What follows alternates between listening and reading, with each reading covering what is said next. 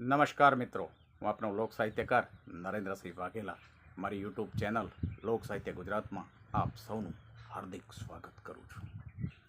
મિત્રો, એક શિલ્પીની આત્મકથા મારે આપને કહેવી છે કે હે પરમાત્મા, હે ઈશ્વર, હે જગનિયંતા, તું એ કલાકાર અને હું એ કલાકાર, તું એ કલાકાર અને હું એ કલાકાર. અમે અમારી મૂર્તિઓ બનાવી અને તું હેઠે મોકલે અને એ તદ્દન મફત. અને જ્યારે હું મૂર્તિ બનાવું તારી તો એના પૈસા એની કિંમત લઈ વેચું.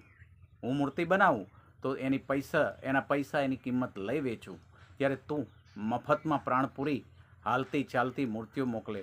પણ તારામાં અને મારામાં ફેર એટલો જ કે મારી બનાવેલી મૂર્તિ સ્થિર અને અબોલ, જ્યારે તારી મૂર્તિ હાલતી ચાલતી અને વાચાળ.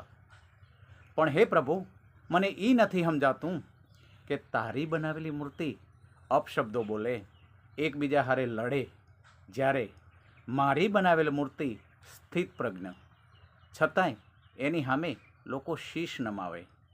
આવું કેમ?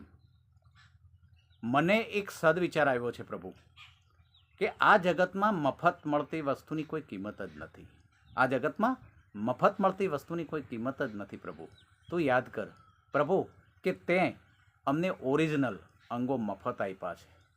જ્યારે એ ભાંગે, તૂટે કે ઈજાગ્રસ્ત થાય તો નકલી અંગો ડૉક્ટર ઓપરેશન દ્વારા ફિટ કરે છે અને અમે એને સાહેબ કરતાં અઢળક ધન આપી બેવડ વળી જઈએ છીએ. જેના માટે અમારા મોજ શોખ છોડી, ઈચ્છાઓ મારી, તન તોડ મહેનત કરીએ, પણ મારો બાપ, મારી મા, મારી બહેન, મારી દીકરી, મારો દીકરો, મારો ભાઈ, અન્ય સગાવાલા કોઈ પણ આ કોરોના કાળમાં મોઢું જોવા કે હાથ લગાવવા ડોકાણા નથી. એટલે પ્રભુ, આપે મફત આપેલ હવા, પાણી અને ખોરાક તથા સૂર્યપ્રકાશ, ચંદ્રની શીતળતા વગેરેના બિલો મોકલવાનું